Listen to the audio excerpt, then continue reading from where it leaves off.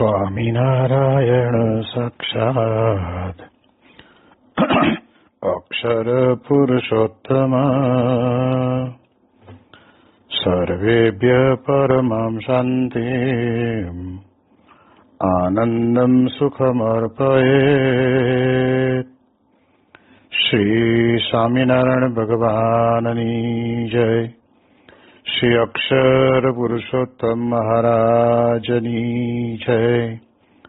શ્રી ગુણાતીતાનંદ સ્વામી મહારાજની જય. શ્રી પ્રમુખ સ્વામી મહારાજની જય. શ્રી મહંત સ્વામી મહારાજની જય. પ્રગટ ગુરુ હરિ પરમ પૂજ્ય મહંત સ્વામી મહારાજની આજ્ઞા અને આશીર્વાદથી આપણે બધાએ નિત્ય પ્રાતઃ કથાનો લાભ લઈ રહ્યા છીએ. આજે આપણા માટે જૂન મહિનાની 21મી તારીખ અને શુક્રવારનો મહાપવિત્ર દિવસ છે અને 1284મી સભા થાય છે. અને કહત હૈ સહજાનંદ એ વિષય ઉપર 935મો દિવસ થાય છે. આજનો દિવસ એટલે અક્ષર પૂર્ણિમા, વટ સાવિત્રી વ્રત પૂર્ણ એટલે જેઠ સુધી પૂનમનો પવિત્ર દિવસ. આજના દિવસે પૂનમના દર્શન પૂનમના નિયમવાળા હરિભક્તો બધા જ મંદિરોની અંદર શિખરબદ્ધ મંદિરમાં જઈ અને દર્શન અને કથા વાર્તાનો લાભ લેતા એવો આ પવિત્ર દિવસ પૂનમનો છે. આ પૂનમના પવિત્ર દિવસે સત્સંગ દ્વારા જીવનને વિશેષ વૃદ્ધિ પમાડે એવી કથા વાર્તાનો પણ આમ કહેવાય છે કે આપણને લાભ મળતો હોય છે. ગઈકાલના દિવસની અંદર ગરડા પ્રથમ પ્રકરણના 59ના વચનામૃતની અંદર મહારાજે પોતે વાત કરી કે પુરુષોત્તમને જ કરતા જાણે અને સર્વના અંતર્યામી જાણે. એવી રીતની સમજણે સહિત જે પ્રત્યક્ષ ભગવાનના સ્વરૂપને વિશે નિશ્ચય, તે જ પરમેશ્વરને વિશે અસાધારણ સ્નેહનું કારણ છે. ભગવાન સ્વામિનારાયણ બહુ અદ્ભુત વાત કરતા આપણને સમજાવીને કહે છે કે મહારાજ કહેતા કે ઈષ્ટદેવને આપણે કરતા જાણીએ, અંતર્યામી જાણીએ અને પ્રત્યક્ષ ભગવાનના સ્વરૂપનો નિશ્ચય એ જ. આ બધી બાબતોની અંદર મહત્વનો મુદ્દો એ આવે છે કે પ્રત્યક્ષ ભગવાનના સ્વરૂપને વિશે નિશ્ચય. તો એનો અર્થ પણ એ જ સમજવાનો રહ્યો કે જ્યારે પણ આપણને આ પૃથ્વી ઉપર મનુષ્યનું શરીર પ્રાપ્ત થયું છે તેવા સમયની અંદર સાક્ષાત પુરુષોત્તમ નારાયણ પ્રત્યક્ષ સ્વરૂપે એ બિરાજમાન હોય છે અને એ પ્રત્યક્ષ ભગવાનનો નિશ્ચય થયો એ જ અસાધારણ સ્નેહનું કારણ છે. કારણ કે પરોક્ષથી ભવતણો પાર આવે નહીં, વેદ વેદાંત કહે સત્યવાણી. આપણને મુક્તાનંદ સ્વામી પણ પોતાની અનુભવની વાત કરતા કહે છે કે પૂર્વે પણ જે બધા પરોક્ષ ભાવને પામ્યા, એટલે કહેતા કે પરોક્ષ ભાવથી ભગવાનની ભક્તિ કરી એના માટે તો આપણને એવું સમજાવે છે કે વેદ વેદાંત કહે સત્યવાણી. પ્રગટને ભજી ભજી પાર પામ્યા ગણા, ગીધ ગણિકા કપી વૃંદ કોટી. એટલે મુક્તાનંદ સ્વામી પોતાના જીવનના અનુભવની વાત કરીને કહે છે કે પ્રગટને ભજે ત્યારે એ મુમુક્ષુ છે એ ભગવાનનો ભક્ત બને છે. અને મહારાજ અહીંયા એ પણ કહે છે કે આપણને જે એવો જે નિશ્ચય થયો એ પરમેશ્વરને વિશે અસાધારણ સ્નેહનું કારણ બતાવે છે.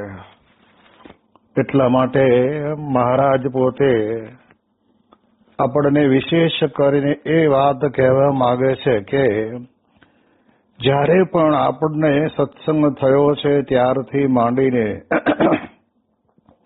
જો મહારાજના વચન ઉપર વિશ્વાસ રાખીને આપણે જો પ્રત્યક્ષ ભગવાનના સ્વરૂપનો નિશ્ચય કરીએ તો ઓટોમેટિક આપણને પરમેશ્વરને વિશેષ અસાધારણ સ્નેહ થઈ ગયો. એટલે મહારાજ પોતે આ પ્રમાણેની વાત આપણને સમજાવે છે. પછી વળી મુક્તાનંદ સ્વામીએ પૂછ્યું, જે એવો ભગવાનનો મહિમા પણ જાણતો હોય અને એ અસાધારણ હેત ન થાય એનું શું કારણ? ખરેખર પરમહંસોને જેટલા આપણે અભિનંદન આપીએ એટલા ઓછા છે. અને એમાં મુક્તાનંદ સ્વામી જેવા વડીલ સંત પોતે મુમુક્ષુ બનીને મહારાજને પ્રશ્ન પૂછે કે એવો ભગવાનનો મહિમા પણ જાણતો જ હોય, જે આપણે 3-4 બાબત વાત કરી એ પ્રમાણે મહિમા જાણતો હોય અને ભગવાનને વિશે અસાધારણ હેત ન થાય તો એનું શું કારણ છે? અને વાસ્તવિક ખરેખર ઘણી વખત એવું પણ બનતું હોય છે, આપણે જોયું છે કે આપણે અંતરની અંદર એવું માનીએ છીએ કે આપણને ખરેખર ભગવાનને વિશે અસાધારણ એવો મહિમા છે, પણ આપણે જાણીએ એ પ્રમાણે એ મહિમા છે એવું આપણે માનીએ છીએ, પણ હકીકતની અંદર મહારાજે કહ્યું એમ પ્રત્યક્ષ સ્વરૂપનો જે મહિમા નિશ્ચય એ તો બહુ મહત્વની બાબત છે. એટલે મહારાજ પછી પ્રશ્નનો ઉત્તર આપતા એમ કહે છે કે જો એ ભગવાનનો આવો મહિમા જાણે છે તો એને ભગવાનને વિશે અસાધારણ હેત છે, પણ નથી જાણતો, એને ખબર નથી. કારણ કે ઘણી વખત આપણને આવો પ્રત્યક્ષ ભગવાનનો નિશ્ચય થયો હતો, સ્વામી કે અંતરની અંદર આપણે અહો રહેવું જોઈએ. અંતરની અંદર આપણને એમ જ રહ્યા કરે કે મારે કલ્યાણ માટે થઈને જે કંઈ કોઈ પણ પ્રકારના સાધનો કરવાની જરૂર નથી, પરંતુ એમની પ્રસન્નતા માટે થઈને અને આ પંચભૂતનું શરીર ધારણ કર્યું છે. એટલે આપણે જાણીએ એ પ્રમાણે સત્સંગની અંદર જાણી જોઈને કહેતા કે નિયમમાં રહીને અને દેહનું દમન કરવું, અથવા તો પછી કહેવાય છે કે આમાં કંતાન ઉપર સૂઈ રહેવું, ઠંડીને વિશેષ કરીને સહન કરવી, એ બધું ભગવાન મેળવવા માટે નથી, પરંતુ એ આપણને જે સત્પુરુષ દ્વારા ભગવાન પ્રાપ્ત થયા છે, એ સત્પુરુષ દ્વારા જે ભગવાન પ્રાપ્ત થયા છે એને પ્રસન્ન કરવા માટે થઈને આપણે કરવાનું છે.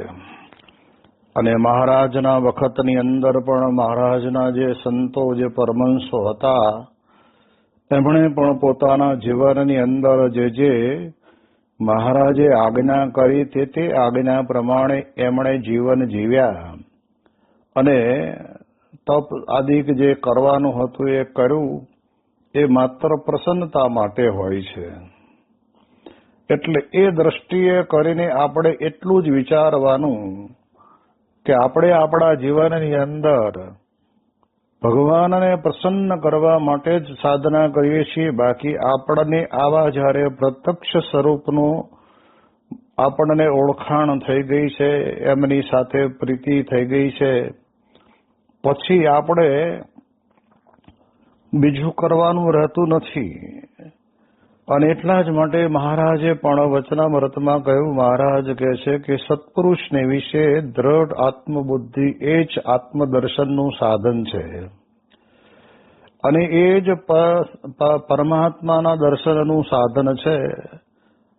જે વાત મહારાજ આપણને ખરેખર એટલી બધી અંતરદ્રષ્ટિ કરાવી દે એવી વાત સમજાવે છે કે પ્રીતિ તો સત્પુરુષને વિશે કરીએ અને એ સત્પુરુષમાં ભગવાન રહ્યા છે એટલે સત્પુરુષની સાથે પ્રીતિ થઈ તો ભગવાનની સાથે આપણને પ્રીતિ થઈ ગઈ.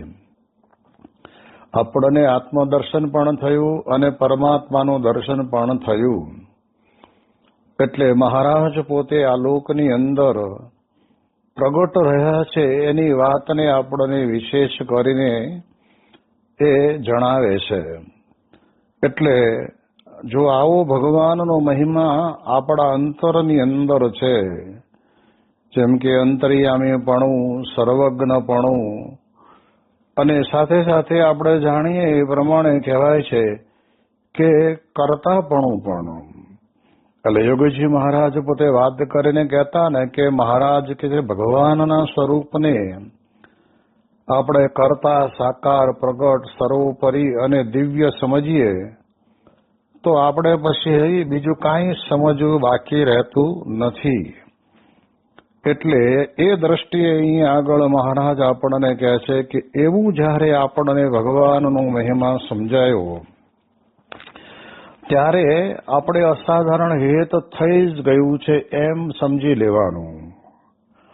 એટલે એટલા માટે જેમ વિદ્યાર્થી પરીક્ષામાં ભણતો હોય ત્યારે એને પાસ થવા માટેના જે માર્ક મેળવવાના હોય એટલા મેળવી લીધા એટલે એ લિમિટમાં આવી ગયો એટલે સમજી લેવાનું કે આપણે પાસ થયા. એમ અહીંયા આગળ તો કહે છે કે અતિ ઉત્તમમાં ઉત્તમ વાત છે.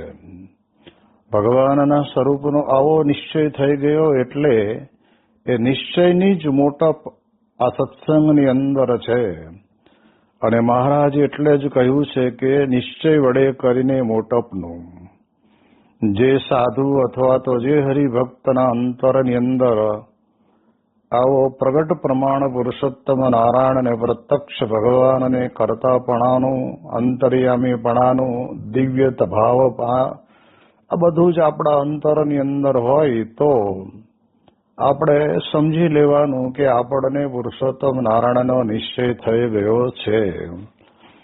મહારાજ અહીં આગળ આપણને અસાધારણ હેત થયું એની વાત તો કરે છે પણ મહારાજ આપણને વધારે સમજણ પડે એટલા માટે દ્રષ્ટાંત આપીને કહે છે કે જેમ હનુમાનજીમાં અપાર બળ હતું પણ કોઈકના જણાવ્યા વિના જણાણું નહીં, અને જેમ પ્રલંબાસુર બળદેવજીને લઈને ચાલ્યો ત્યારે પોતામાં બળ તો અપાર હતું પણ પોતે જાણતા ન હતા. પછી જ્યારે આકાશવાણીએ કહ્યું ત્યારે જાણ્યું. એવી રીતે ભક્તને ભગવાનને વિશે અસાધારણ પ્રીતિ તો છે પણ જણાતી નથી. અહીંયા આગળ આપણને ભગવાન સ્વામિનારાયણ પોતે અદભુત વાત કરે છે કે જ્યારે હનુમાનજી મહારાજને લંકાની અંદર જવા માટેની આજ્ઞા કરી ત્યારે તે વખતે એમને એમ હતું કે આટલા બધા કિલોમીટર દૂર હું કેવી રીતે ઉડીને જઈ શકીશ. અને ત્યારે કહેવામાં આવ્યું કોઈકનું, અહીંયા મહારાજ કહે છે કે કોઈકના જણાવ્યા વિના જણાણું નહોતું. અને પછી જયારે કહ્યું ને ત્યારે ખબર પડી અને એટલે જ પોતે આ પ્રમાણે વિશ્વાસ રાખી અને એ આકાશમાં ઉડીને પોતે લંકાની અંદર પહોંચે છે. આવી જ રીતે બીજું દ્રષ્ટાંત પણ આપે છે કે પ્રલંબાસુર છે એ બળદેવજીને લઈને ચાલ્યો ત્યારે પોતામાં બળ તો અપાર હતું પણ પોતે જાણતા ન હતા. અને પછી આકાશવાણી થઈ અને કહ્યું ત્યારે તેવી રીતે થયું ત્યારે જણાણું. એટલે આ બે દ્રષ્ટાંત આપીને આપણને મહારાજ એવું કહેવા માંગે છે કે આપણને જો ખરેખર પ્રગટ કરતા સર્વોપરી સાકાર અને દિવ્ય એવું જો આપણને અંતરની અંદર બરાબર સમજાઈ ગયું છે, એ કોને વિશે? તો કે સત્સંગની અંદર જે સત્પુરુષ દ્વારા આપણને ભગવાન પ્રગટ મળ્યા છે એ સત્પુરુષને વિશે, અને સત્પુરુષના સંબંધને પામેલા ભગવાનના ભક્તને જાણીને એમને વિશે પણ જ્યારે આપણને એવી પ્રકારનો જે દિવ્ય ભાવ આપણા અંતરની અંદર આવે ત્યારે સમજવું કે આપણને ખરેખર એ પ્રમાણેનો અસાધારણ સ્નેહ ભગવાનને વિશે થઈ જ ગયો છે. અને અસાધારણ પ્રીતિ તો કદાચ આપણને ન જણાય એવું લાગે, પણ ભગવાનને સંતના યોગની અંદર આવ્યા છીએ એટલે આ પ્રમાણે કહેવાય છે કે આપણને જણાય. પછી વળી મુક્તાનંદ સ્વામીએ પૂછ્યું, જે એ પ્રીતિના બળને જાણ્યાનું શું કારણ? મુક્તાનંદ સ્વામી તો અદભુત એક પછી એક એવા સુંદર પ્રશ્ન પૂછે છે કે આવી અસાધારણ પ્રીતિ ભગવાનની વિશે થઈ ગઈ છે, એ પ્રીતિના બળને જાણ્યાનું કારણ શું? કેવી રીતે ખબર પડે કે આવી આપણને આનું બળ? ત્યારે શ્રીજી મહારાજ બોલ્યા, જે સત્સંગ અને સત્શાસ્ત્રનું શ્રવણ કરતે સતે એને ભગવાનને વિશે અસાધારણ પ્રીતિ થાય, તે પ્રીતિ જણાય આવે. હવે અહીંયા આગળ આપણને મહારાજ પોતે બહુ સરળતાથી આપણને સમજાવે છે કે ઘણી વખત આપણને સત્પુરુષને આપણે પૂછીએ કે સ્વામી તમે અમારા પર રાજી છો, કેમ ખબર પડે? અને ત્યારે તે વખતે સત્પુરુષ એક જ જવાબ આપે છે કે તમારા અંતરની અંદર તમને અખંડ શાંતિ વર્તતી હોય તો તમે સત્પુરુષને રાજી કરવા માટે જે કંઈ સેવા કરી છે એનો રાજીપો મળ્યો, એનો તમને આનંદ અંતરની અંદર રહે. એમ એવી રીતે અહીંયા આગળ પણ મહારાજ કહે છે કે સત્સંગ અને સત્શાસ્ત્રનું શ્રવણ કરતા કરતા ભગવાનને વિશે અસાધારણ પ્રીતિ થાય. અને એટલે જ ગુરુ હરિમોહન સ્વામી મહારાજ પોતે આપણને સત્સંગ દીક્ષા ગ્રંથની અંદર જણાવે છે કે આપ સત્ય એવો જે આત્મા, સત્ય એવા જે પરમાત્મા, સત્ય એવા જે શાસ્ત્ર અને સત્ય એવા જે સત્પુરુષ, એનો સંગ કરવો. એટલે એમાંથી જ આપણને આપણા જીવનની અંદર ભગવાનને વિશે અસાધારણ પ્રીતિ છે એ જણાઈ આવે છે. આપણે જાણીએ છીએ કે જેમ દૂધની અંદર કેટલા ફેટ છે એ જાણવા માટે થઈને એનું મશીન આવે છે. માણસ બીમાર પડ્યો હોય અને તાવ આવ્યો હોય તો એને માપવા માટેનું થર્મોમીટર આવે છે, અને એ જ્યારે માપે ત્યારે તરત જ તે વખતે ખબર પડી જાય કે આટલો તાવ છે.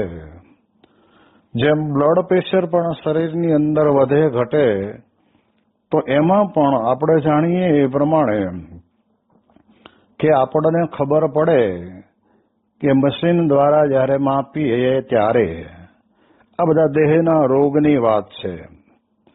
પણ એમ એના દ્રષ્ટાંતના નિમિત્તે થઈને આપણે વાત કરીએ તો સત્સંગ અને સત્શાસ્ત્રનું શ્રવણ કરતા કરતા આપણને જરૂર જણાય. આજે ઘણી વખત આપણે અંતરદ્રષ્ટિ કરીને જોઈને બેસીએ ત્યારે ખ્યાલ આવે કે આપણામાં સ્વભાવ, પ્રકૃતિ, વાસના આ બધું પડ્યું છે. એ તો સત્સંગ થયા પહેલા તો ખબર જ નહોતી. કારણ કે આ બધું છે ને જીવનની અંદર અનંત જન્મથી એ પડ્યું છે ને ચાલ્યું આવે છે. પરંતુ આપણે જાણીએ એ પ્રમાણે સત્સંગ કરતા કરતા આપણને ખબર પડે, એના સિવાય તો આપણને ખબર પડે એવું છે જ નહીં. એટલે એટલા માટે થઈને સત્સંગ અને સત્શાસ્ત્રનું શ્રવણ હંમેશને માટે કરતા રહેવું. સત્સંગ માટે જોઈએ તો આપણને યોગીજી મહારાજ પોતે વાત કરતા કે સત્સંગ એટલે શું? તો કે મોટા પુરુષને હાથ જોડે અને કહે એમ કરે એ સત્સંગ. એટલે આ સત્સંગ આપણને આમ ઘણી વખત એવું લાગે કે સંપ્રદાયની અંદર આવીને વર્તમાન ધરાવી કંઠી ધારણ કરી લીધી અને તિલક ચાંદલોને પૂજા કરતા થયા એટલે આપણે આ સત્સંગની અંદર પ્રવેશ મેળવ્યો. પરંતુ ખરેખર સાચો સત્સંગ કયો કોને કહેવાય? તો એ જ વાત આપણને બતાવે છે કે આવી રીતે જ્યારે સત્સંગ મોટા પુરુષનો સમાગમ કરીએ, કહે એમ કરીએ, તો સ્વામી કહે છે કે આપણા સ્વભાવ, દોષ, પ્રકૃતિ, વાસના ટળી જતા વાર લાગે નહીં.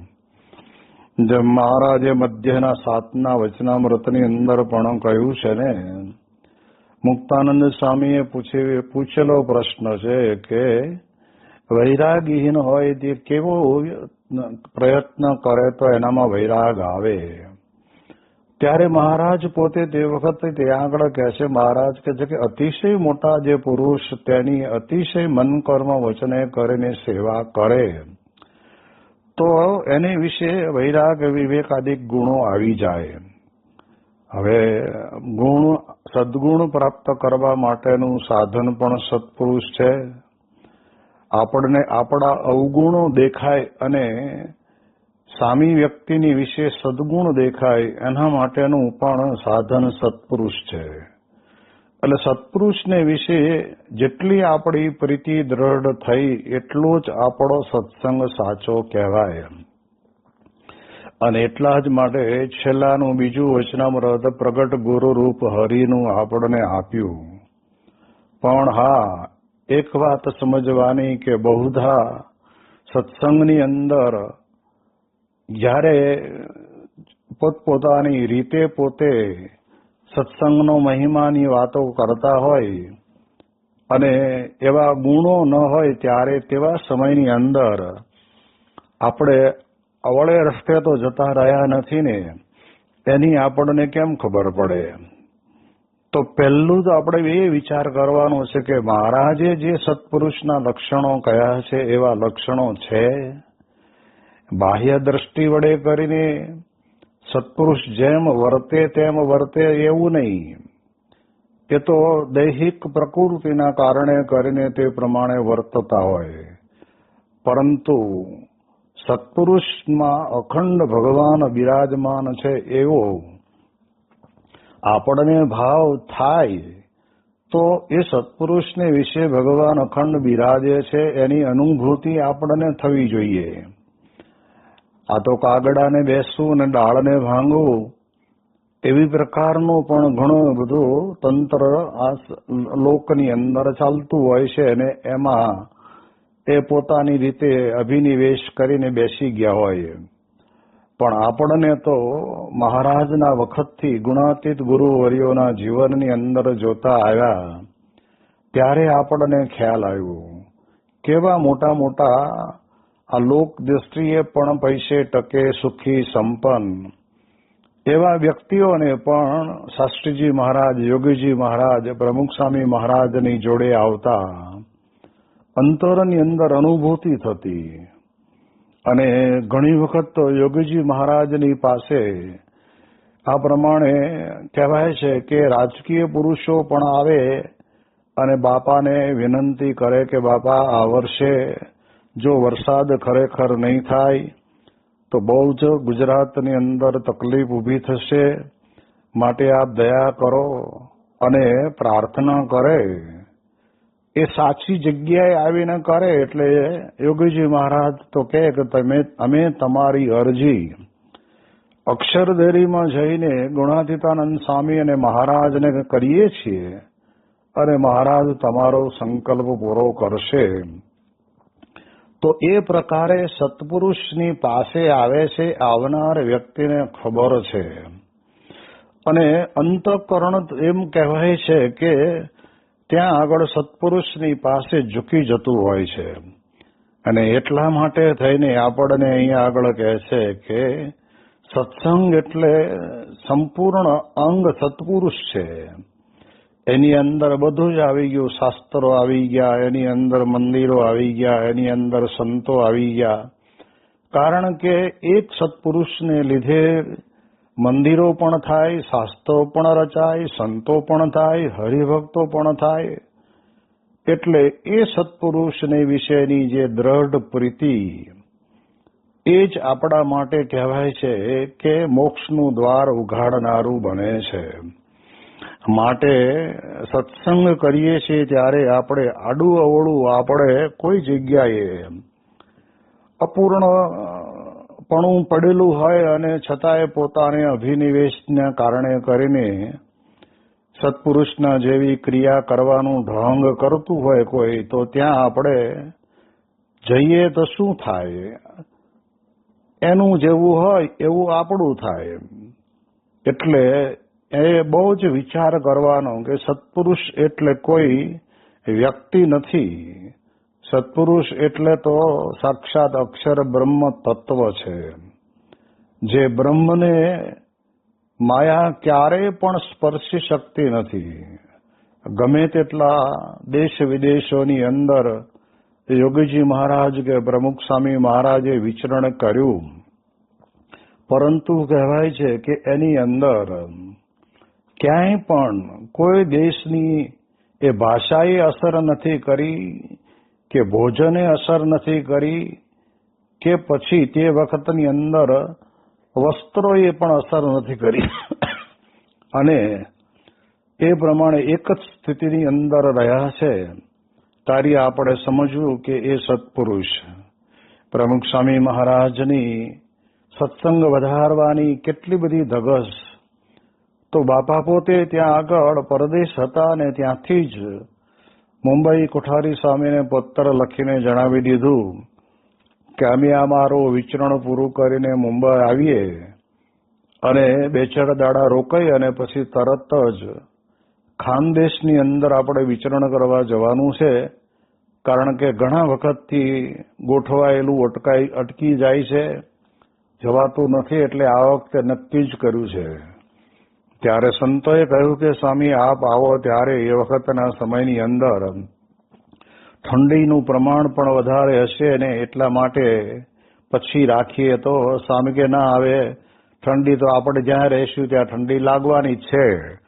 પણ પ્રમુખ સ્વામી મહારાજે પોતે એ વખતે ત્યાંનું વિચરણ ગોઠવ્યું. એટલે ખ્યાલ આવે આપણને કે પરદેશની ભૂમિ ઉપર સ્વામીશ્રી પોતે કાંઈ એ પરદેશના રોડ રસ્તા કે પછી પરદેશની સમૃદ્ધિ જોવા માટે નથી જતા, પણ એક એક ખૂણે એકાદ હરિભક્ત પણ ત્યાં આગળ ગયેલો હોય અને એને સત્સંગનો રંગ થોડો ઘણો ઓછો થયો હોય તો એને વિશેષ રંગે રંગવા માટે થઈને રાતોની રાત એમણે વિચરણ કર્યું છે અને પધરામણીઓ કરી છે. હરિભક્તોને જઈને હિતના વચનો કીધા છે. અને એના કારણે કરીને આજે અમેરિકાની અંદર આટલો મોટો વિશાળ સત્સંગ, 1 લાખ સત્સંગી કુટુંબો આપણે જોઈએ તો આપણને ત્યાં જોવા મળે. એ એમનો પ્રતાપ છે. એટલે એમના દ્વારા જ્યારે આવો સત્સંગ કરીએ અને સત્શાસ્ત્રનું શ્રવણ કરવાનું, જેના માટે આપણને મહંત સ્વામી મહારાજ પોતે કહે છે કે પોતાના ઈષ્ટદેવ અને પોતાના ગુરુવર્યોના જીવન ચરિત્રોને જ્યારે આપણે શ્રવણ કરીએ કે વાંચન કરીએ કે પછી આપણા જીવનની અંદર એનું મનન કરીએ, તો એને કારણે કરીને આપણા જીવનની અંદર પણ આપણને અંતરે શાંતિ વર્તે. એટલે સત્શાસ્ત્રનું સેવન કર્યું કહેવાય. એટલે આ પ્રકારે જો આપણે કરતા રહ્યા હોઈએ તો સમજી લેવાનું કે આપણને ભગવાનને વિશે અસાધારણ પ્રીતિ થઈ જ છે. એમાં કોઈને કહેવું પડે નહીં અને સહેજે જ આપણને થઈ છે એવો અનુભવ થાય. જેમ શરીરની અંદર આપણને તાવ આવ્યો હોય તોય ખબર પડે અને તાવ ઉતરી જાય પછી આપણે એકદમ ફ્રેશ થઈ જઈએ તો એનાથી પણ આપણને ખ્યાલ આવે કે હવે તાવ ગયો. એટલે એ દ્રષ્ટિથી એમ આપણે પણ આ સત્સંગની અંદર સત્સંગ અને સત્શાસ્ત્રના સેવનથી જ્યારે આપણે આ પ્રમાણે સત્સંગ કરીએ છીએ ત્યારે ભગવાનને વિશે અસાધારણ પ્રીતિ છે એની અનુભૂતિ આપણને જરૂર થતી હોય છે અને એનાથી જ આપણને ખબર પડે કે ભગવાનને વિશે અસાધારણ પ્રીતિ થઈ. એટલે મહારાજ પોતે આ ગરડા પ્રથમ પ્રકરણના 59ના વચનામૃતની અંદર આવી અદ્ભુત વાત કરે છે. એની વિશેષ વાતો આપણે આવતીકાલે કરીશું. શ્રી સ્વામિનારાયણ ભગવાનની જય.